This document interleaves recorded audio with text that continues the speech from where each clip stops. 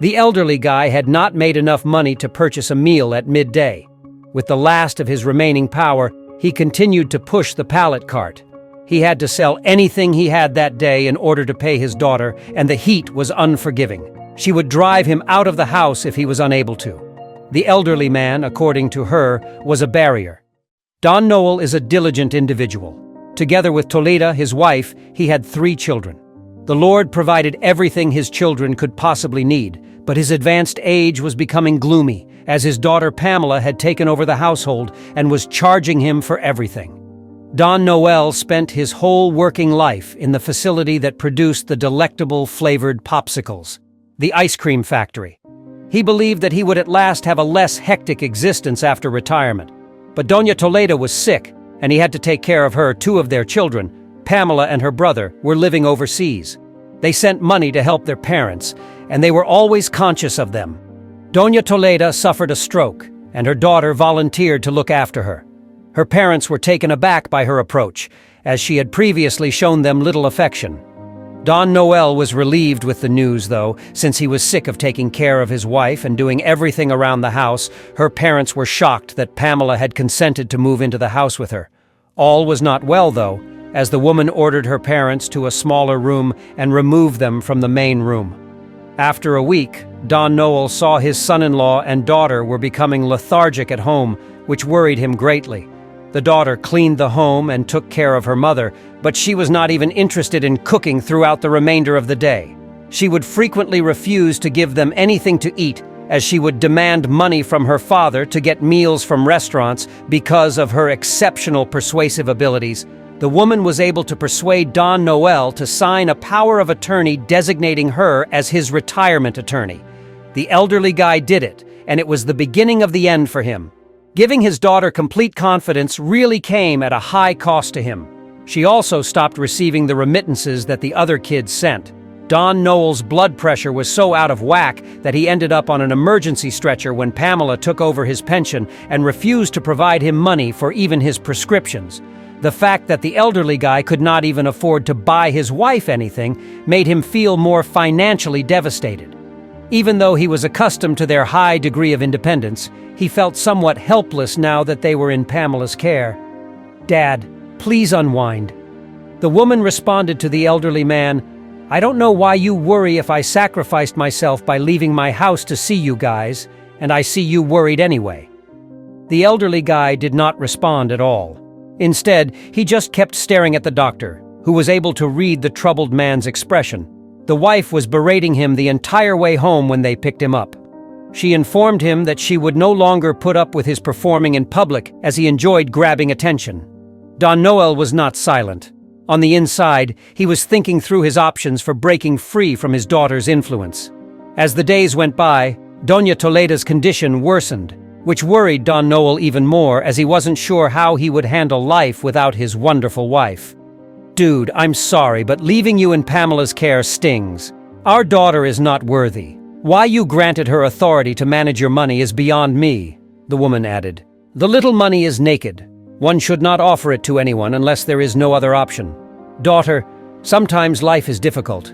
Don Noel said, "I don't know when I gave in to her pressure to give her my pension, but right now, not even crying will help."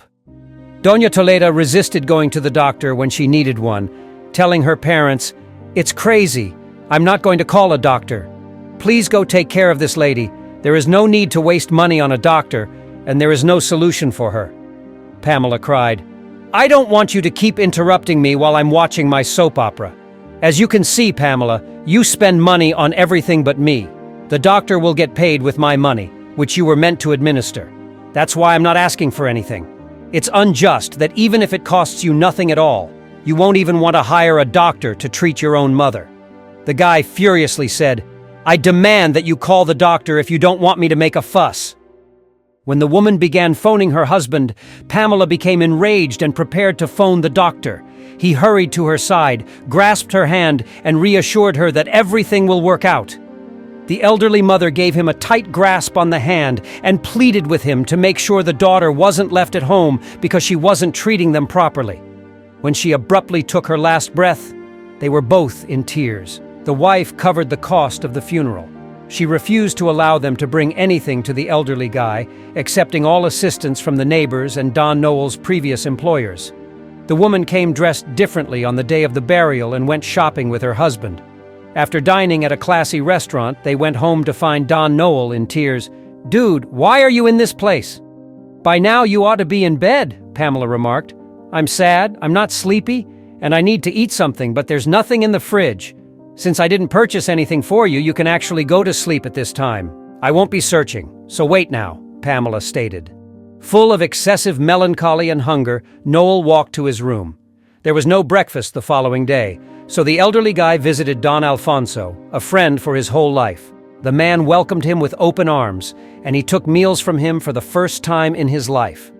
Doña Gloria gave him hot tortillas with chorizo and eggs, and the elderly guy finished everything on the platter. He even requested more. Pamela was enraged and told him they needed to talk when he got home. "Look, Dad, here is where things are going to shift. I'm used to working so you can feed since you can't exist without contributing, and with your pension, I can barely afford basic necessities. I can live comfortably alone thanks to my pension, so you and your spouse may return home whenever you'd like. I am capable of caring for myself," Don Noel answered. "You lack gratitude. We are here to look after you, so don't leave with this.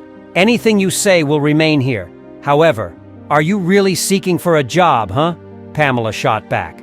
Don Noel went 2 days without eating anything since his daughter was certain that she wouldn't feed him if they didn't have money, even if she and her husband were enjoying lavish feasts. He went to the popsicle factory a few blocks from his residence on the 3rd day, begging to be allowed to sell with an ice cream cart. Despite their lack of understanding, the owner ultimately gave in to Don Noel's desperation and gave him the chance since they loved and valued him so much. He took his popsicle cart outside that day with the small bells tinkling, but nobody wanted to purchase. He made the decision to head for a school around mid-morning, and he was successful. When he finally sold all of the ice cream, he used the money he raised to buy sugar, milk, and oatmeal so he would always have something in the cupboard. The woman was relieved that the old man had a job, so she explained that he would now need to give over a large sum of money every Friday for his food. If he did not carry the agreed amount, she would become very angry. But on that particular Friday, when the sale went poorly and he did not meet the agreed-upon amount, the daughter reassured him that there was nothing to worry about because she had made dinner and dessert for him. He gave them some paperwork to sign at the conclusion of the meal, claiming it was to be an insurance policy. The elderly guy, however, would not sign.